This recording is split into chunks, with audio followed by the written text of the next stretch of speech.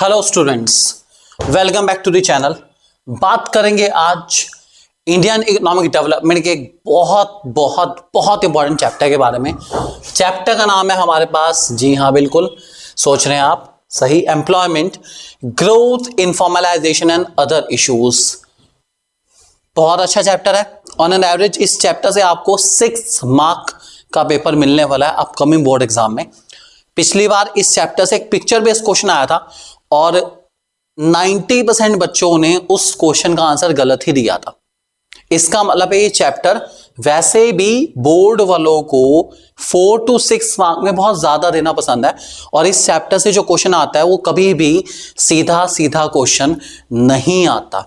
I repeat, इस chapter से question सीधा साधा बिल्कुल स्ट्रेट फॉरवर्ड क्वेश्चन नहीं आता, नहीं आता, नहीं आता। इसलिए इस चैप्टर को इन डेप्थ समझना और इसकी नॉलेज को लेना बहुत ज्यादा जरूरी है। तो चलिए शुरू करते हैं इस वीडियो को। ध्यान से सुनेंगे बेटा, एक एक टॉपिक को इस चैप्टर के अंदर मैं आपको समझाने वाला हूं, ठीक है? अपने माइंड में सेट करेंगे, ठीक है? एक चीज आपको और बता दूं, बिजनेस स्टडीज का बोर्ड इवैल्यूएशन फिलहाल चल रहा है। हम लोग भी उसमें बहुत ज्यादा बिजी हैं। सुबह 6 बजे से लेके 7-7, 8-8 बजे तक बहुत ज्यादा हेक्टिक शेड्यूल होने के बावजूद भी हम लोग उतना अटेंशन आपको नहीं दे पा रहे क्योंकि बहुत ज्यादा शेड्यूल हेक्टिक है जितना देना चाहिए इकोनॉमिक्स एग्जाम में। फिर भी आपके सपोर्ट के लिए बहुत बहुत शुक्रिया कि आप लोग हमारी वीडियो का इतनी बेसब्री के साथ इंतजार करते हैं। ये हमें मोटिवेट करता है, हमें इंस्पायर करता है आपके लिए बेस्ट से बेस्ट मटेरियल लेके आने के लिए। तो चलिए शुरू करते हैं। और एक चीज और बता दूं, बिजनेस स्टडीज का पेपर आसान होने के बावजूद भी बहुत बच्चा है जो बिजनेस स्टडीज के एग्जाम को क्लियर नहीं कर पा रहा है करेंटली। ये मैं आपको स्टेटस देना चाहता हूं। आई डोंट नो व्हाई, ऐसा क्यों हुआ, क्या इशू रहा इसके पीछे, आई डोंट नो, लेकिन बहुत दिक्कत आई है। तो इकोनॉमिक्स में ऐसी दिक्कत बिल्कुल ना आए, इसलिए जल्दी से फटाफट करते हैं और सारा का सारा चैप्टर अच्छे से रिवाइज करना आप लोगों को और अपने माइंड में सेट भी कर लेना है। Don't forget. सबसे पहले हमारे पास एम्प्लॉयमेंट, अनएम्प्लॉयमेंट की डेफिनेशन है। बहुत सिंपल सी डेफिनेशन है। अनएम्प्लॉयमेंट वो सिचुएशन होती है जिसमें एक इंसान काम करना चाहता है, काम कर सकता है, लेकिन उसको काम नहीं मिलता। बस ये ध्यान रखना, 2 वर्ड है, able to work, willing to work, ठीक है, but do not get work. ये ध्यान रखे चलेंगे। काम कर सकता है, काम करने काबिल है, लेकिन काम नहीं मिलता तो उसको अनएम्प्लॉयमेंट कहते हैं, ठीक है। उसके बाद वर्कर है। वर्कर का मतलब क्या है? कोई भी ऐसा इंडिविजुअल जो किसी प्रोडक्टिव एक्टिविटी में, प्रोडक्शन एक्टिविटी में अपने आप को एंगेज रखता है, बिजी रखता है, ठीक है, और ऐसी एक्टिविटीज में बिजी रखता है जिससे वो जीडीपी में कुछ कंट्रीब्यूट कर पाए। मतलब कोई भी ऐसा काम करना जिससे देश की जीडीपी में इंक्रीमेंट आए, वो इंसान वर्कर कहला सकता है। सिंपल सी बात है, वो वर्कर है बस, ठीक है। ओके, इस वर्कर के कुछ कैटेगराइजेशन है, सेल्फ एम्प्लॉयड और हायर्ड। सेल्फ एम्प्लॉयड वो वर्कर है जो अपने आप को खुद काम देते हैं, जो किसी और के लिए काम नहीं करते, वो अपनी मर्जी के मालिक हैं, वो अपने लिए खुद ही काम करते हैं। ऐसे वर्कर्स को हम लोग कह के चलते हैं self employed worker. So the workers which do not work for other, they work for themselves only, are called self employed workers, ठीक है। इसमें बिजनेसमैन सारे के सारे, प्रोफेशनल सारे आते हैं, ध्यान के चलेंगे। एग्जांपल, फार्मर अपने फार्म में काम कर रहा है, एंटरप्रेन्योर अपनी फैक्ट्री में काम कर रहा है, सब सेल्फ एम्प्लॉयड है। दूसरा आता है हायर्ड। हायर्ड वर्कर्स वो वर्कर्स है जो किसी और के लिए काम करते हैं और बदले में उनको क्या मिलता है? रेम्यूनरेशन मिलता है। So the workers which work for others and get remuneration in return और गेट सैलरी और wages in return is called hired workers. Hired worker का एग्जाम्पल बहुत है, a teacher teaching in school, employ working in MNC, सबके सब हमारे क्या है? हायर्ड वर्कर है। ध्यान के चलेंगे इस बात को। इस चैप्टर से क्वेश्चन आएगा क्या और कौन से क्वेश्चन आने के चांस है आपको बताऊंगा सारे के सारे। ऑलरेडी एनसीईआरटी से लेके इस चैप्टर के बेस्ट से बेस्ट नोट्स, हर एक चीज हमने कवर कर रखी है। इसी पीपीटी के अंदर हम लोग सब कुछ कवर करेंगे। आपको इस वीडियो के अलावा इस चैप्टर में कुछ और पढ़ के जाने की जरूरत नहीं है। बस उस आइडियोलॉजी को डिराइव कर लेना जो मैं चाहता हूं आप डिराइव करें इस चैप्टर के थ्रू। ये बहुत जरूरी है बच्चों, आपके लिए चैप्टर सिंपल है। इस चैप्टर से मैंने आपको बता दिया कि डायरेक्ट क्वेश्चन नहीं आने वाला बिल्कुल भी। वो पिक्चर बेस हो सकता है, केस बेस हो सकता है और आपका टेबुलर बेस भी हो सकता है। टेबल आपको दे रखी है, उसको एनालाइज करना है। इस टाइप का क्वेश्चन आने के चांस ज्यादा रहेंगे। चलिए नेक्स्ट आते हैं, हमारे 3 कैटेगराइजेशन आगे है, कैजुअल वर्कर और रेगुलर वर्कर। ये हार्ड वर्कर की 2 कैटेगरी है। कैजुअल वर्कर वो वर्कर है जिनको कभी कभी काम मिलता है, रेगुलर बेसिस पे काम नहीं मिलता, ठीक है। ये काफी हद तक अनस्किल्ड होते हैं और इनके पास कोई सोशल सिक्योरिटी बेनिफिट नहीं होता। जबकि रेगुलर वर्कर वो है जिनको परमानेंट बेसिस पे काम मिलता है, इनके पास सारे सोशल सिक्योरिटी बेनिफिट भी हैं, ठीक है, प्रोविडेंट फंड भी मिलता है, इनको सब कुछ मिलता है, ठीक है। ये आप डिफरेंस के रूप में भी याद कर सकते हैं। अच्छा है, डिफरेंस आ सकता है इसका 3 मार्क के अंदर, सिंपल टॉपिक है। फिर आता है हमारा labour supply, labour force and work force. तीनों अच्छी डेफिनेशन है। इसमें सबसे इंपॉर्टेंट डेफिनेशन वर्क फोर्स की है, ठीक है। इसी वर्क फोर्स की डेफिनेशन से हमारी अनएम्प्लॉयमेंट की डेफिनेशन भी बनती है। ये वाला जो है ना हमारा फॉर्मूला नीचे वाला जो आपको दे रखा है, आप दिख रहा है, ये बोर्ड एग्जाम में आ रखा है ऑलरेडी एक बार, कि unemployment equals to labour force minus work force आ रखा है एग्जाम में, बोर्ड के पेपर में आ रखा है, एमसीक्यू के अंदर, इसलिए इसको बहुत अच्छे से करके जाना। इस टाइप का क्वेश्चन आ जाता है बोर्ड एग्जाम में। फिलहाल सुन लो क्या है लेबर सप्लाई का मतलब है। Basically labour supply refers to amount of labour that workers are willing to offer corresponding to particular wage rate. देखिए कितने लोग एक पर्टिकुलर वेज रेट पे काम करने को तैयार है। मान लो मैं कहूं 1000 रुपए दिहाड़ी मिलेगी, 8 घंटे काम करने 1000 रुपए मिलेंगे, कितने लोग काम करने को तैयार होंगे, इसी को कहते हैं लेबर सप्लाई। ध्यान रखने, जो पर्टिकुलर वेज रेट पर ही काम करने को तैयार है वो लेबर सप्लाई में आएंगे, डोंट फॉरगेट। दूसरा आता है हमारा labour force. Labor force refers to number of workers actually working or willing to work. It is not related to wage rate. ठीक है, तो बेसिकली ऐसे कितने वर्कर्स होंगे जो सच में विलिंग है काम करने के, कोई वेज रेट हो, उन्हें परवाह नहीं वेज रेट क्या है, उन्हें फर्क नहीं पड़ता दिहाड़ी 400 की हो, दिहाड़ी 500 की हो, 700 की हो, 800 की हो, 1000 की हो, 1200 की हो, 1500 की हो, या हो सकता है 100 रुपए की हो, उन्हें फर्क नहीं पड़ता 8 घंटे काम करने का कितना मिलेगा। बस they are willing to work, they want to work because they can't sit idle. वो खाली नहीं बैठ सकते, उन्हें काम करना है, करना है, करना है, करना है, करना है। मतलब अनफिल्टर्ड लोग हैं, नखरे नहीं है बिल्कुल भी ऐसे लोगों के, उन्हें काम करना है, मतलब काम करना है। ऐसे लोगों को क्या के चलता है क्या, लेबर फोर्स, ध्यान रख के चलेंगे। उसके बाद आता है हमारा वर्क फोर्स। वर्क फोर्स वो लोग हैं जिनको काम मिल जाता है, बस। Work force are those number of people who actually get work. इसमें वो लोग नहीं आते जो काम करना चाहते हैं, इसमें वो लोग आते हैं जिनको काम मिल चुका है या काम मिल गया, उनको हम कहते हैं वर्कफोर्स। ध्यान रख के चलेंगे। इसी के बाद हमारा अनएम्प्लॉयमेंट का फॉर्मूला नीचे तैयार है। अनएम्प्लॉयमेंट का मतलब है वो लोग जो किसी भी वेज रेट पे काम करने को तैयार है, उसमें से जब मैं उन लोगों को हटा दूंगा जिनको काम मिल गया, तो जो लोग रह जाएंगे ना, जो लोग रह जाएंगे, जो किसी भी वेज रेट पे काम करने को तैयार थे लेकिन उनको काम नहीं मिला, वही लोग हमारे देश के अनएम्प्लॉयड पीपल कहलाते हैं। इस बात को ध्यान रख के चलेंगे। तो फॉर्मूला आपके सामने है, बहुत अच्छा फॉर्मूला है, याद करेंगे। अब देखो इस टाइप का बोर्ड का क्वेश्चन ज्यादा आता है। लास्ट ईयर बोर्ड के पेपर का क्वेश्चन ये रहा, उठा के देख लेना, क्वेश्चन आ रखा है पिछले साल बोर्ड एग्जाम में। क्वेश्चन नंबर भी बता देता हूं। क्वेश्चन नंबर हमारे पास ये है आपका 28 या 29 क्वेश्चन है पिछले साल के बोर्ड के पेपर का, 28 या 29 यही वाला है कि वर्कर पॉपुलेशन रेशो क्या होती है, उसकी क्या सिग्निफिकेंस है, या वर्कर पॉपुलेशन रेशो क्यों निकाली जाती है। ये क्वेश्चन पिछले साल के बोर्ड एग्जाम में आ रखा है। एक बार सुन लो क्या होता है वर्कर पॉपुलेशन रेशो।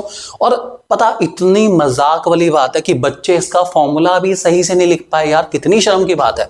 क्या है वर्कर पॉपुलेशन रेशो का formula? Worker population ratio equals to workers upon population into 100। ये फॉर्मूला था। बताओ, इतना बुरा हाल है कि फॉर्मूला भी नहीं लिखा जाता, ठीक है। और अगर किसी को कंफ्यूजन हो, वर्कर्स नहीं, वर्क फोर्स भी लिख सकता है, वर्क फोर्स अपॉन पॉपुलेशन 200, बस सिंपल। ये तो फॉर्मूला है हमारे इसका, ये हमने इसको निकाल के भी दिखाया से, ये सब दे रखा आपको, ठीक है। इसमें मैन वुमेन के बारे में बात करेंगे, फिलहाल पहले देख लेते हैं। वर्कर पॉपुलेशन रेशियो से क्या पता चलता है? इससे पता चलता है कि देश में एम्प्लॉयमेंट कितना है, ठीक है। इससे पता चल जाता है कितनी पॉपुलेशन ऐसी है जो एक्टिवली कंट्रीब्यूट कर रही है गुड्स एंड सर्विस में, जो जीडीपी में कंट्रीब्यूट कर रही है, पता चल जाता है। अगर रेशियो हाई है, अगर रेशियो अच्छी खासी है, इट मीन्स लोग काफी ज्यादा काम कर रहे हैं देश के अंदर। और अगर रेशियो लो है, मतलब मीडियम लो है, इसका मतलब है देश के अंदर बहुत ज्यादा लोग ऐसे हैं जिनको इकोनॉमिक एक्टिविटीज में पार्टिसिपेशन नहीं मिल पा रहा, या देश में अनएम्प्लॉयमेंट है, इससे पता चल जाता है। तो ये बताती है कि कितने लोग एम्प्लॉयड है, कितने लोग अनएम्प्लॉयड हैं। और इसके अलावा एम्प्लॉयमेंट स्टेटस कैसा है, एम्प्लॉयमेंट स्टेटस का मतलब क्या हुआ, वर्किंग कंडीशंस कैसी चल रही है देश के अंदर, ये भी बताती है वर्कर पॉपुलेशन रेशियो। ध्यान रख के चलेंगे, मतलब कितने लोग एम्प्लॉयड है, कितने लोग अनएम्प्लॉयमेंट है, इसके अलावा कैसी वर्किंग कंडीशंस चल रही हैं फिलहाल, वो भी आपको ये रेशियो बता देती है। ध्यान रख के चलेंगे इस बात को। अब ये हमारी वर्कर पॉपुलेशन रेशियो आपके सामने नजर आ रही है। मेल की बात करें रूरल अर्बन, तो शहर के मर्द ज्यादा लोग काम करते हैं, गांव के मर्द कंपैरेटिवली कम, थोड़ा सा यहाँ दे रखा है, ठीक है। वुमेन की बात करें तो गांव की महिलाएं ज्यादा एक्टिवली पार्टिसिपेट करती हैं शहर की महिलाओं से काम में, ठीक है। ये टोटल दे रखा है इन्होंने। खैर चलिए इसका थोड़ा सा यहां पर हमारा टॉपिक इधर आ जाता है, इससे रिलेटेड वर्कर पॉपुलेशन रेशियो का जो टेबल था ना, उसी से एक क्वेश्चन यहां बन गया हमारा, why the bulk of Indian workforce is rural based. India में हमारी जो वर्कर पॉपुलेशन रेशियो है, ठीक है, वो ज्यादा रूरल बेस्ड क्यों है। अब आप कहेंगे सर कहां है रूरल बेस्ड, दिखाओ तो सही रूरल बेस्ड कहां है। देख लो यार, रूरल बेस्ड, अर्बन बेस्ड, कितने परसेंट लोग वर्कर पॉपुलेशन रेशियो में गांव के हैं, 35% लोग, और अर्बन में कितने हैं, 33.9% लोग, और एवरेज हमारी खैर टोटल यहां आ जाती है, ये टोटल है हमारी। मतलब सिंपल भाषा में कहूं तो इंडिया में 100 में से 100 में से अप्रोक्सीमेटली 35 पीपल वर्क कर रहे हैं।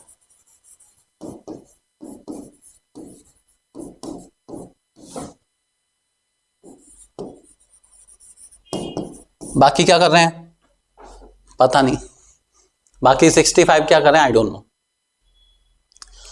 अब यहां पे ना एक छोटा सा इश्यू आ जाता है, इसका मतलब है कि ये 100 के 100 लोग इन 35 लोगों के ऊपर डिपेंड है, ठीक है। इस वजह से हमारे देश की डिपेंडेंसी रेशियो बैठ जाती है 100/35, आएगा अप्रोक्सीमेटली 3.3, अप्रोक्सीमेटली 3.3 आएगा। मतलब क्या है कि इंडिया में 3.3 रेशियो में अगर कन्वर्ट करूं, 3.3 रेशियो में बैठेगा एक इंसान के ऊपर लगभग 3.3, 3.25 लोगों का भार है। काफी बैठ जाता है यार, 3.25 तो काफी ज्यादा बैठ जाते हैं, कम नहीं है यार, 3.25 तो बहुत अच्छे खासे हैं। मतलब 3.3 नहीं आएगा, शायद 3.1 या 2 आएगा, चलो 3.2 या 3.1 जो भी आएगा खैर, ठीक है। तो इंडिया में ऑन एन एवरेज एक इंसान के ऊपर 3 लोगों का भार तो है ही है। वो अपनी जिम्मेदारी लेके चलता है, अपनी हो सकता है मे बी वाइफ की जिम्मेदारी लेके चलता है, हो सकता है मे बी शायद बच्चों की जिम्मेदारी लेके चले, तो ये एवरेज इंडिया में चलता है। ये वर्कर पॉपुलेशन रेशियो से ये पता चलता है, और इसको हम कहते हैं डिपेंडेंसी रेशियो। कितने लोग डिपेंडेंट है वर्किंग पर्सन पे, उसकी रेशियो को डिपेंडेंसी रेशियो कहते हैं, ध्यान रख के चलना। अब सवाल ये आ गया हमारा कि रूरल बेस्ड इकोनॉमी हमारे इंडिया में क्यों है, ज्यादा वर्कर्स रूरल बेस्ड क्यों है, ऐसा रीजन है। तो उसका एक सबसे बड़ा रीजन क्या है, आज भी इंडिया में मैक्सिमम पीपल कहां रहते हैं, रूरल एरिया में। आज भी इंडिया की अप्रोक्सीमेटली 2/3 पॉपुलेशन रूरल एरियाज में है, इसलिए ज्यादा काम भी लोग रूरल एरियाज में करते होंगे, ठीक है। उसके बाद दूसरा रीजन आ जाता है, आज भी इंडिया के सबसे ज्यादा एम्प्लॉयमेंट देने वाला सेक्टर कौन सा है, प्राइमरी सेक्टर, एग्रीकल्चर सेक्टर। सबसे ज्यादा लोग एग्रीकल्चर सेक्टर में, एग्रीकल्चर सेक्टर अर्बन एरियाज में नहीं होता, कहां होता है, रूरल एरिया में। इसलिए सबसे ज्यादा लोग काम कहां कर रहे हैं, रूरल एरिया के अंदर। ये कुछ रीजन हो सकते हैं जो आप लिख सकते हैं बहुत इजीली, बहुत कंफर्टेबली, जो आपकी समझ में जल्दी आएंगे, और आप उसको लिख भी सकते हैं। इसको लिखना बहुत ईजी है, आप आसानी से लिख सकते हैं इस पर्टिकुलर आंसर को। तो वही बता रखा है, ठीक है। People rural areas have limited resources today earn high income to participate more in the employment market. वही रूरल एरियाज में लोगों के पास पैसा कम है, इसलिए उन सबको काम करना पड़ता है, ठीक है। मैनी डू नॉट गो, बहुत सारे ऐसे बच्चे हैं जो स्कूल नहीं जाते, कॉलेज नहीं जाते, ट्रेनिंग इंस्टीट्यूशन नहीं जाते, ठीक है। कुछ जाते हैं तो डिसकंटिन्यू कर देते हैं, मिडिल में बीच में छुड़वा दिया जाता है। जबकि अर्बन एरियाज में लोगों के पास पैसा अच्छा खासा है, ठीक है, इसलिए वो अच्छे अच्छे इंस्टीट्यूशन में पढ़ सकते हैं। अर्बन लोगों के पास वैरायटी ऑफ एम्प्लॉयमेंट अपॉर्चुनिटी है, बहुत काम है करने को, कोई दिक्कत नहीं, इसलिए वो क्या करते हैं, सोचते हैं हमारी क्वालिफिकेशन के अकॉर्डिंग मैच होना चाहिए काम, ऐसा होना चाहिए काम, वैसा होना चाहिए। रूरल एरियाज के पास लोगों के पास ऐसा ऑप्शन नहीं है, उन्हें अपनी फैमिली की इनकम को सपोर्ट करने के लिए काम करना पड़ता है, काम जैसा भी हो उन्हें काम करना पड़ता है। ध्यान रख के चलेंगे इस बात को, तो काफी फर्क पड़ जाता है। अगला इंपॉर्टेंट क्वेश्चन हमारा बहुत ही बढ़िया शानदार क्वेश्चन एकदम, why percentage of female workers are low in urban areas. तो बेसिकली बता रहे हैं कि जो परसेंटेज है फीमेल वर्कर्स की वो अर्बन एरिया में कम क्यों है। आप कहेंगे सर कहां पे कम है, ये देखो वुमेन वाले उसमें देखो ध्यान से, रूरल एरिया की 17.5% वुमेन पार्टिसिपेट करती है, अर्बन एरिया की करती है 14.2%। बस देखो फर्क आ गया भाई, दोनों में काफी फर्क है। तो उसका कुछ रीजन है हमारे पास। पहला रीजन है कि फीमेल एजुकेशन इंडिया में अभी बहुत दूर है, अभी सारी फीमेल हमारे इंडिया की वेल एजुकेटेड नहीं है। एक दूसरा रीजन आ जाता है हमारे पास, अर्बन एरियाज में वुमेन जो है ना, काम करना चाहे ना करना चाहे वो उसकी फैमिली का डिसीजन है, उसका अपना डिसीजन नहीं है, इसलिए अर्बन एरियाज की वुमेन बहुत ज्यादा काम नहीं कर पाती, ठीक है। रूरल एरियाज में ज्यादा काम इसलिए कर पा रही है क्योंकि रूरल एरियाज में पॉवर्टी बहुत ज्यादा है, गरीबी बहुत ज्यादा है, और मरता क्या ना करता सिचुएशन आपने सुनी है कि अपने परिवार को एग्जिस्ट कराने के लिए, उनकी basic needs, basic amenities fulfil करने के लिए वुमेन को स्टेप आउट करना पड़ता है, घर से बाहर निकलना पड़ता है, काम करना पड़ता है। मजबूरी है, बहुत जरूरी है, ध्यान रख के चलेंगे इस बात को। और उसके बाद है एक और दिक्कत है सबसे बड़ी, कि हमारे इंडिया में जो हाउस होल्ड एक्टिविटीज हैं उसको हम लोग वर्किंग मानते ही नहीं है। यार घर का सारा काम करने को हम लोग इंडिया में वर्किंग नहीं मानते, ये सबसे बड़ी दिक्कत है। जबकि मुझे लगता है शायद कितना काम वो करती हैं महिलाएं घर की, इतना सारा काम, इतनी बड़ी जिम्मेदारी, बच्चों को संभालना, ये काम करना, वो काम करना, हेड्स ऑफ टू देम। और फिर भी हमारी इंडियन गवर्नमेंट, हमारी इंडियन इकोनॉमी के अंदर इसकी कोई वैल्यू नहीं है। तो ये थोड़ा सा दुख है, ठीक है। इसको हम नॉन मॉनेटरी एक्सचेंजेस भी कहते हैं। मैक्रो के नेशनल इनकम चैप्टर के अंदर factor affecting GDP and welfare वाले टॉपिक की थर्ड लिमिटेशन यही है, काफी इंपॉर्टेंट है, अच्छे से करके जाना, आती बहुत है। नेक्स्ट क्वेश्चन हमारा रेट ऑफ पार्टिसिपेशन इंडिया। भाई डिपेंडेंसी रेशो बहुत हाई है, मैंने आपको अभी बताया, एक इंसान पे काफी इंसानों का बर्डन है, दिक्कत है हमारे पास। पार्टिसिपेशन तो बहुत है रूरल एरिया के अंदर, लेकिन पार्टिसिपेशन की वैल्यू कुछ नहीं है, क्योंकि सबके सब किस में लगे हुए हैं, एग्रीकल्चर में। और एग्रीकल्चर में डिस्गाइज अनएम्प्लॉयमेंट बहुत प्रेजेंट है, लोग ज्यादा है, भीड़ ज्यादा है और मिल कुछ नहीं रहा। उसके बाद high rate of participation women in rural areas. Rural areas के अंदर वुमेन का पार्टिसिपेशन बहुत हाई है, मजबूरी, बताया था मैंने आपको, करना पड़ता है काम, बिना काम करे घर वालों का गुजारा नहीं हो पाएगा, इसलिए उनको काम करना पड़ रहा है।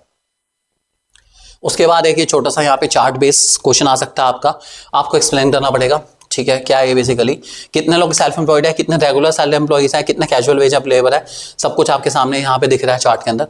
तो ये क्वेश्चन आ सकता है, फीमेल का भी दे रखा आप लोगों को, ठीक है। सबसे ज्यादा लोग सेल्फ एम्प्लॉयड है, दोनों मेल फीमेल दोनों में, ठीक है। और रही बात रेगुलर सैलरी, मतलब पक्की नौकरी वाली बात, मेल 24% है, फीमेल इसमें है 21%। और बाकी हमारे होगी कैजुअल वेज लेबर, दिहाड़ी वाले मजदूरी की बात करें हम लोग, मेल 24, फीमेल 27। ये रूरल एरियाज वाला इशू है, ध्यान रख के चलना।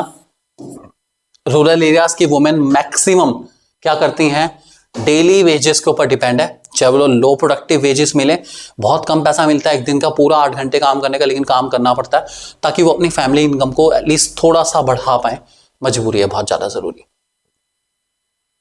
ऐसी वर्कफोर्स डिस्ट्रीब्यूशन है हमारे पास यहाँ पर, ये आपको प्राइमरी सेकेंडरी टर्शरी सब कुछ डिस्प्ले कर रखा है, कितने रूरल एरिया में, कितने अर्बन एरिया में, कितने मेल है, कितने फीमेल है।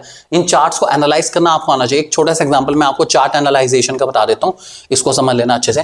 प्राइमरी सेक्टर सबसे ज्यादा कहाँ मिलेगा, रूरल एरिया में। अर्बन एरिया में प्राइमरी सेक्टर का तो पार्टिसिपेशन होता ही नहीं, आपको पता है, शहरों में कहाँ प्राइमरी सेक्टर चलता है, ठीक है। मेनली पार्टिसिपेट मैन कर रहे हैं 40.7, फीमेल कर रहे हैं 57.1। मतलब क्या है, अब आप कहेंगे कि ऐसे ही ऐसे फीमेल जो एग्रीकल्चर में पार्टिसिपेट कर रही है ना, वो डेली वेजेस पर काम कर रही हैं, और मैक्सिमम डेली वेजेस पे ही फीमेल काम करती हैं, ठीक है। फीमेल रूरल एरियाज में डेली वेजेस पे काम करते हैं। दूसरा, जो हमारे इंडिया का नॉर्दर्न पार्ट के अलावा जितना भी पार्ट आता है, साउदर्न, ईस्टर्न, वेस्टर्न, वहां पे एग्रीकल्चर जो है ना, most of the time women driven ज्यादा है, वहां पे वुमेन का पार्टिसिपेशन एग्रीकल्चर में बहुत ज्यादा है, ठीक है। आप लोगों ने वो भी सुना होगा, तमिलनाडु वुमेन्स इन एग्रीकल्चर, तनवा का नाम आपने बहुत अच्छे सुना होगा। वो क्या दिखाता है कि भैया जो एरियाज है हमारे साउथ के एरियाज हैं, ठीक है, ईस्टर्न एरियाज है, उनमें वुमेन का पार्टिसिपेशन एग्रीकल्चर में बहुत ज्यादा है। तो इसका मतलब एग्रीकल्चर के अंदर फीमेल ओरिएंटेड तो अपने आप ही हो गया, ध्यान रखे चलेंगे। तो ये कंपैरिजन करना आपको आना चाहिए, कंपैरिजन बहुत इंपॉर्टेंट है। एनसीईआरटी में जब आप पढ़ेंगे ना, इस टॉपिक के नीचे आपको कंपैरिजन नजर आएगा, एक बार आप रीड करना चाहे रीड कर सकते हैं। वैसे मैंने आपको बता दिया किस तरीके से आंसर लिखना है, ये आपको बताना चाहिए। ऐसे सेकेंडरी के अंदर ऑब्वियस बात है, सेकेंडरी अर्बन एरिया में मिलेगी, और इसमें मेल का पार्टिसिपेशन ज्यादा है, क्योंकि इसके अंदर हाई प्रोडक्टिव वर्क होता है, हैवी लोड उठाने पड़ते हैं, तो वहां पर थोड़ा सा फर्क आ जाता है, ठीक। नेक्स्ट, ये बड़ा इंपॉर्टेंट टॉपिक है हमारा, ठीक है, जॉबलेस ग्रोथ इस टॉपिक का नाम है। ये चार्ट बना हुआ आ जाता है एग्जाम में, बहुत बार आता है, ठीक है। और आपसे कहा जाती है इस चार्ट को एनालाइज करो। तो देखो चार्ट को एनालाइज करने में ना मेन यहां से शुरू होता है चार्ट एनालाइजेशन।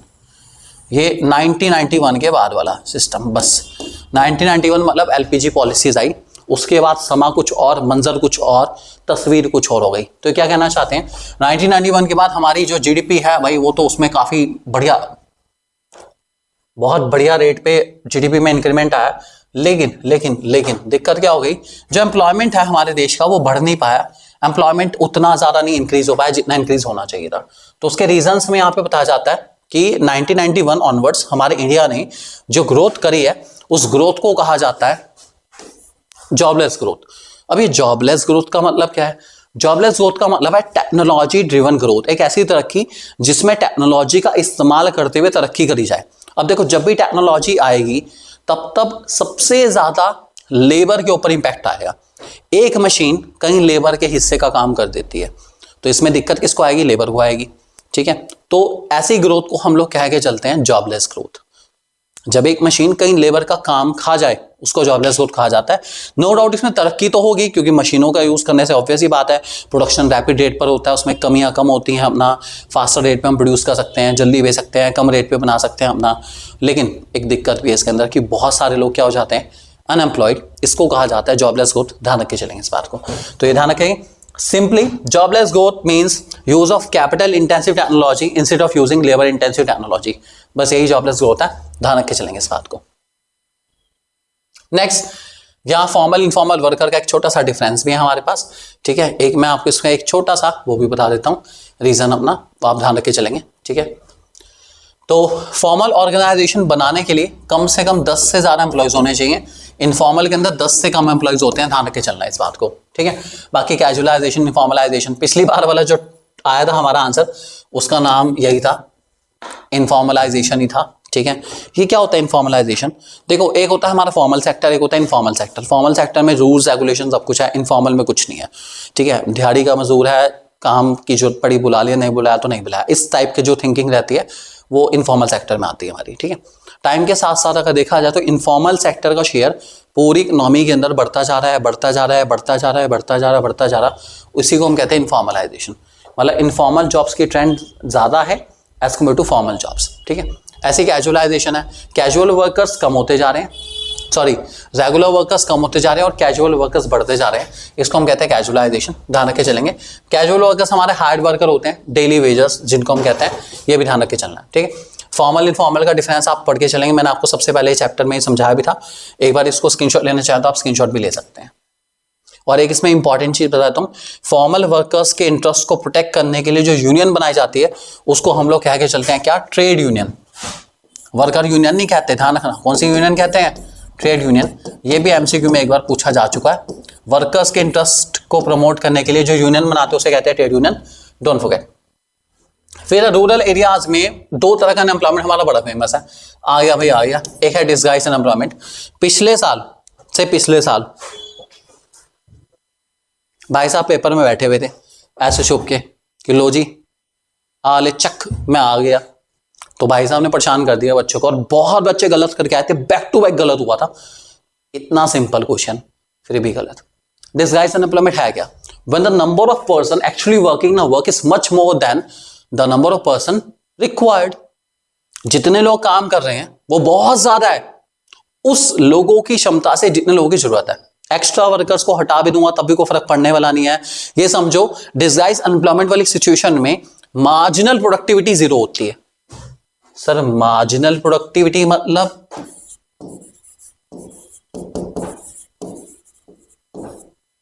मार्जिनल प्रोडक्टिविटी बेटा बड़ा सिंपल सा टॉपिक है। मार्जिनल प्रोडक्टिविटी का मतलब है एक लेबर हमारा काम कर रहा है, कुछ बना रहा है, ठीक है। उसके बाद एक लिमिट के बाद मान लो 5 लेबर काम कर रहे हैं, कुछ बना रहे हैं। 5th के बाद जब 6 लेबर आएगी, वो 6 लेबर आके कितना बनाती है उसको कहते हैं मार्जिनल प्रोडक्टिविटी, ठीक है। एक लिमिट तक तो जो लैंड है हमारी वो लेबर को एब्जॉर्ब करेगी। चलो लेबर आ रही है, कुछ फायदा हो रहा है। एक लिमिट के बाद एक्स्ट्रा लेबर तो आएगी, लेकिन एक्स्ट्रा लेबर जो है हमारी कुछ भी काम कर पाने वाली नहीं है, क्योंकि सारी लैंड की जिम्मेदारियां सारी की सारी जिम्मेदारियां पूरी हो चुकी है। तो ऐसे केस में लेबर की मार्जिनल प्रोडक्टिविटी, एक्स्ट्रा एफिशिएंसी क्या हो जाती है? शून्य। ध्यान रख के चलेंगे इस बात को, ठीक है। उसके बाद सीजनल एम्प्लॉयमेंट है। एग्रीकल्चर सीजनल ऑक्यूपेशन है, क्योंकि 5 से 7 महीने किसान खाली रहता है। एक बार क्रॉप या सीड्स को सो करने के बाद हार्वेस्ट करने का जितना भी टाइम है बीच में 5 से 7 महीने लगते हैं। उस टाइम पे फार्मर के पास कुछ काम नहीं है, तो वो कभी कुछ काम करता है, कभी कुछ काम करता है। इसलिए एग्रीकल्चर को हम कहते हैं सीजनल ऑक्यूपेशन, डोंट फॉरगेट, ठीक है। डिटेल आपके सामने आ रही है। और भी बहुत जगह है जहां पे हम कह सकते हैं सीजनल ऑक्यूपेशन होता है, जैसे चीनी मिल, शुगर केन क्रशिंग का काम, ब्रिक लिंस, ईंटों के भट्टों में भी ये होता है। गर्मियों में ईंटों के भट्टे चलते हैं, सर्दियों में चलते ही नहीं, क्योंकि ईंट नहीं सूखती बिल्कुल भी। ध्यान रख के चलेंगे इस बात को। अर्बन एम्प्लॉयमेंट में इंडस्ट्रियल है। इंडस्ट्रीज जो है एब्जॉर्ब नहीं कर पा रही बिल्कुल भी, वेस्टर्न टेक्नोलॉजी की वजह से टेक्नोलॉजी आती जा रही है, इसलिए लेबर की नीड ऑटोमेटिकली कम होती जा रही है। एजुकेटेड है। इंडिया में वैसे भी आपको पता ही है कि इंडिया का जो डिग्री वाला सिस्टम है, ये पॉइंट इंपॉर्टेंट है, बस ध्यान रखना, ठीक है। इंडिया का जो एजुकेशन सिस्टम है वो डिग्री ओरिएंटेड है, जॉब ओरिएंटेड नहीं है। मतलब कॉलेज वाले कहेंगे डिग्री तो मिल जाएगी तुम्हें, जॉब ढूंढ लेना अपने आप। तो भैया डिग्री पानी बहुत आसान है, जॉब पाने में दिक्कत आती है। सबसे बड़ी दिक्कत यह है तो प्रॉब्लम है, इसका मतलब है कि उतनी स्किल्स आपके अंदर नहीं एम्बेडेड, नहीं डाले जा पा रहे जितने स्किल पर दम लेते हुए आप जॉब अचीव कर पाए। ये दिक्कत आती है इंडिया के अंदर। इस वजह से इंडिया की जो एजुकेटेड अनएम्प्लॉयमेंट है वो भी टाइम के साथ साथ बढ़ते जा रहे हैं। लोग पढ़े लिखे तो बहुत हैं लेकिन काबिल नहीं है, ध्यान रख के चलना है इस बात को। उसके बाद ओपन अनएम्प्लॉयमेंट है। ओपन अनएम्प्लॉयमेंट हमारा अनएम्प्लॉयमेंट ही है, सीधी सी बात। वो इंसान काम करना चाहता है, काम कर सकता है, लेकिन काम नहीं मिलता, ओपन अनएम्प्लॉयमेंट कहते हैं इसको। कॉजेज कोई से 2 कर लेना, 3 कर लेना, चलो और बताओ 3 कर लेना। इकोनॉमिक ग्रोथ बहुत स्लो है, ठीक है, पॉपुलेशन रफ्तार के साथ बढ़ती जा रही, इतनी तो देश में जॉब नहीं क्रिएट होती जिससे 10 गुना से ज्यादा देश की पॉपुलेशन बढ़ जाती है। एक साल में गवर्नमेंट बहुत ज्यादा क्रिएट करते करते कितनी जॉब्स क्रिएट करेगी? मुश्किल से मुश्किल 15 लाख, 20 लाख, 2 करोड़ तो देश की पॉपुलेशन बढ़ जाती है हर साल। तो दिक्कत ही दिक्कत है, ठीक है। ये कर सकते हैं। एग्रीकल्चर सीजनल ऑक्यूपेशन है, एग्रीकल्चर में काम मिलता है लेकिन सीजनल बेसिस पे मिलता है, पूरे साल मिल नहीं पाता। इरिगेशन फैसिलिटी वाला ध्यान देना, कोई दिक्कत नहीं। और ज्वाइंट फैमिली सिस्टम कर सकते हो। जो हमारा डिजाइज अनएम्प्लॉयमेंट है ना, वो ज्वाइंट फैमिली सिस्टम की वजह से ही है। सब लोग एक ही खेत पे लगे हुए हैं, उन्हें पता है कि अगर जो छोड़ के जाएगा उसका हिस्सा कट, तो इसलिए सब चुपचाप लगे हुए हैं कि चल रहा है, चुपचाप चलाए रखो। ये दिक्कत आती है, ठीक है। बस बहुत है, 3-4 ही पॉइंट। उसके बाद इकोनॉमिक सोशल कॉन्सिक्वेंसेस, ये याद करने की जरूरत नहीं है, खैर इतना इंपॉर्टेंट टॉपिक नहीं है वाला हमारा। सजेशन कैसे दूर करोगे अनएम्प्लॉयमेंट को? इजी पॉइंट कर लो, प्रोडक्शन बढ़ा लो भाई। जीडीपी बढ़ेगी, प्रोडक्शन बढ़ेगा तो लोगों को एम्प्लॉयमेंट अपॉर्चुनिटी ज्यादा मिलेगी। इसको रहने दो, प्रोडक्टिविटी वाला पॉइंट, ठीक है। और सेल्फ एम्प्लॉयड पर्सन को मदद करो। इंडिया में जितने सेल्फ एम्प्लॉयड लोग हैं जो अपने काम को खुद कर रहे हैं, ठीक है, उनके काम को बढ़ाने में ये गवर्नमेंट अगर मदद करे, उनका काम बढ़ेगा तो वो लोगों को नौकरी दे पाएंगे। तो सेल्फ एम्प्लॉयड का जब काम बढ़ता है तो वो लोगों को काम भी दे पाता है, ठीक है। और टेक्निक चेंज कर दो, कैपिटल इंटेंसिव से वापस आ जाओ किस पे? लेबर इंटेंसिव पे। पॉइंट वो बता रहा हूं जिसको याद करने की जरूरत नहीं है, सिर्फ हेडिंग ही समझ आ गया तो बस हो गया पॉइंट, टेंशन लेने की जरूरत नहीं, ठीक है। और एजुकेशन की रिफॉर्म्स चेंज करो। इंडिया की एजुकेशन को जॉब ओरिएंटेड बनाओ, डिग्री ओरिएंटेड ना बनाओ, ठीक है। कुछ वोकेशनलाइजेशन ट्रेनिंग को इंट्रोड्यूस करो, ऑफ द जॉब ट्रेनिंग को इंट्रोड्यूस करो, ऑन द जॉब ट्रेनिंग को इंट्रोड्यूस करो, जिसको पाने के बाद इंसान के अंदर स्किल्स आए और वो काम करना बेस्ट से बेस्ट शुरू कर दे।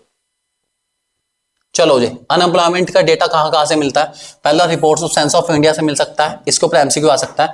दूसरा एनएसएसओ से मिल सकता है, नेशनल स्टैटिस्टिकल ऑफिस से मिल सकता है। एनएसओ कहना शुरू करते हैं, पहले था नेशनल सैंपल सर्वे ऑफिस, अभी से कहते हैं नेशनल स्टैटिस्टिकल ऑफिस, यहां से मिल सकता है, ठीक है। Annual report of periodical labour force से मिल सकता है, या director general of employment and training data of registration without employment. ये सारा है, इनको याद कर लेना, मतलब ऑब्वियसली बात है, कुछ और ऑप्शन नहीं है।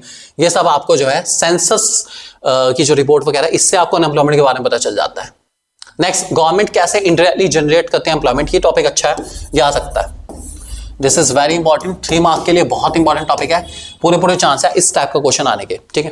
कि गवर्नमेंट कैसे एम्प्लॉयमेंट जनरेट करती है डायरेक्टली इनडायरेक्टली, इसे हम कहते हैं direct and indirect consequences of generation of employment. I repeat, direct and indirect consequences of generation of employment. Topic अच्छा है। और इकोनॉमिक्स के पेपर में ना वर्ड प्ले बड़ा इंपॉर्टेंट होता है, शब्द ऐसे घूम के आते हैं कि हम समझ नहीं पाते कि क्या है क्या नहीं है। बात सीधी थी लेकिन हम समझ नहीं पाए, लिखना तो बहुत चाहते थे लेकिन हम समझ नहीं पाए, ये दिक्कत आ जाती है। तो इसलिए थोड़ा सा वर्ड्स के साथ खेलना और चीज़ों को समझना बहुत ज़्यादा ज़रूरी है। और अगर ज़रूरत पड़ती है तो हिंदी वाला पार्ट पढ़ भी लेना।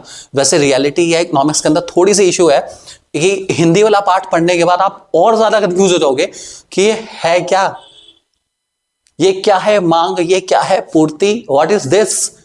It's quite easy to say demand and supply but very typical to understand मांग एंड पूर्ति। तो ये दिक्कत आ जाती है, इसलिए बेटर है कि अपना इंग्लिश में अच्छे से आप समझ पाए, क्वेश्चन को आप लिख पाए, वो ज्यादा बेटर रहेगा। चलिए खैर, तो गवर्नमेंट के जो एफर्ट्स हैं वो 2 हिस्सों में बढ़ते हैं, डायरेक्ट इनडायरेक्ट, ठीक है। डायरेक्ट में गवर्नमेंट क्या करती है, एम्प्लॉय करती है पीपल को अलग अलग डिपार्टमेंट के अंदर, एडमिनिस्ट्रेटिव के अंदर, सरकारी नौकरियों में रखते हैं, सिंपल सी बात है, ठीक है। उसके बाद It also run industries, hotel, transport companies, and hence provide employment directly to workers. ठीक है. When the output of goods and services from government enterprise increases, then private enterprise which receive raw material from government enterprise will also raise the output. देखो क्या कहना चाह रहे हैं कि जब सरकार अपने लेवल को बढ़ाती है तो सरकार का रॉ मटेरियल सस्ता होगा, सस्ता रॉ मटेरियल होगा तो बड़ी बड़ी इंडस्ट्रीज ज़्यादा से ज़्यादा खरीदेगी, ज़्यादा खरीदेगी तो उसको ज़्यादा बनाना पड़ेगा, ज़्यादा बनाना पड़ेगा तो उनको ज़्यादा से ज़्यादा एम्प्लॉयमेंट भी क्रिएट करना पड़ेगा। मेनली क्या है, सरकार जब अपना प्रोडक्शन का लेवल बढ़ाएगी, काम का लेवल बढ़ाएगी, तो प्राइवेट सेक्टर के पास भी अपॉर्चुनिटीज बढ़ती चली जाएंगी in the term of raw material. Raw material के ऊपर फोकस है कि रॉ मटेरियल सस्ता मिलेगा, वो ज़्यादा खरीदेंगे, ज़्यादा बनाएंगे तो लोगों को ज़्यादा रोजगार मिल सकता है, ध्यान रखे चलेंगे। तो ये अच्छा है टॉपिक, याद कर सकते हैं आप करना चाहे तो। फिर गवर्नमेंट की पॉलिसीज, इसमें मेन पॉलिसी हमारी मनरेगा ही है। मनरेगा पॉलिसी में क्या हुआ था बेसिकली कि सब लोगों को जो काबिल थे, ठीक है, उन लोगों को 100 डेज का काम देने का प्रॉमिस दिया गया था सरकार की तरफ से। चाहे सरकार पैसा दे, ठीक है, काम करा के या बिना काम कराए पैसा दे, सरकार को पैसा देना पड़ेगा, ठीक है। या तो सरकार 100 दिन का काम कराएगी फिर 100 दिन का पैसे देगी, नहीं तो अगर सरकार काम नहीं करा पाती एनी हाउ तो 100 दिन का पैसा तो देना ही देना सरकार ने, टेंशन ही खत्म, 100 दिन का पैसा जेब में, दैट्स इट। अगला स्किल इंडिया, पता ही आप लोगों को, लोगों के स्किल्स को और ज्यादा एम्पावर करने के लिए, बेटर क्वालिटी ऑफ स्किल्स देने के लिए ये प्रोग्राम स्टार्ट हुआ था। इसके लिए ITIs वगैरह बनी हुई हैं जिसमें आपका स्विंग का, इलेक्ट्रिशियन का, कारपेंटर का कोर्सेज वगैरह होता है ताकि आप उन चीज़ों को सीख के काम करना शुरू कर पाएं। ये सब स्किल इंडिया के अंदर आता है, ठीक है। फिर मेक इन इंडिया प्रोग्राम आपको पता ही है, ठीक है। बाहर से हमने सारे के सारे कंपनीज को इन्वाइट करा कि आओ इंडिया में फैक्ट्री लगाओ, बढ़िया से बढ़िया बनाओ माल, ज़्यादा से ज़्यादा बनाओ, ज़्यादा बनाओगे ज़्यादा आओगे, एम्प्लॉयमेंट अपॉर्चुनिटीज कहाँ जनरेट होगी, इंडिया में ही जनरेट होगी, ठीक है। इस बात को ध्यान के चलना। तो ये था हमारा पूरा चैप्टर। आई जस्ट होप आपको चैप्टर क्लियर हो चुका है और बहुत अच्छे से इस चैप्टर को करके जाना है बेटा। चैप्टर अच्छा है, ईजी है, ठीक है। इससे रिलेटेड जो और पिक्चर बेस्ड क्वेश्चन और जो भी मटेरियल होगा हम आपको बेस्ट से बेस्ट प्रोवाइड करते आ रहे हैं, करते आए थे, करते आएंगे, बेस्ट एकदम। So all the best exam के लिए। और वीडियो कैसी लगी प्लीज जरूर कमेंट करना, आपके कमेंट्स हमें मोटिवेट करते हैं, तो बस इतना ही कर देना और कुछ नहीं चाहिए। So thank you very much for being with us, have a nice day, take care and God bless you all. अपनी तैयारी अच्छे से अच्छी करो बेटा और लिख लिख के जरूर करना तैयारी। हमें लगता है कभी कभार कि हम अरे ये तो कुछ भी नहीं है, ये तो कुछ भी नहीं है, लेकिन चीज बहुत कुछ होती है। सो बेटा do well, do very very well, all the best and God bless you all.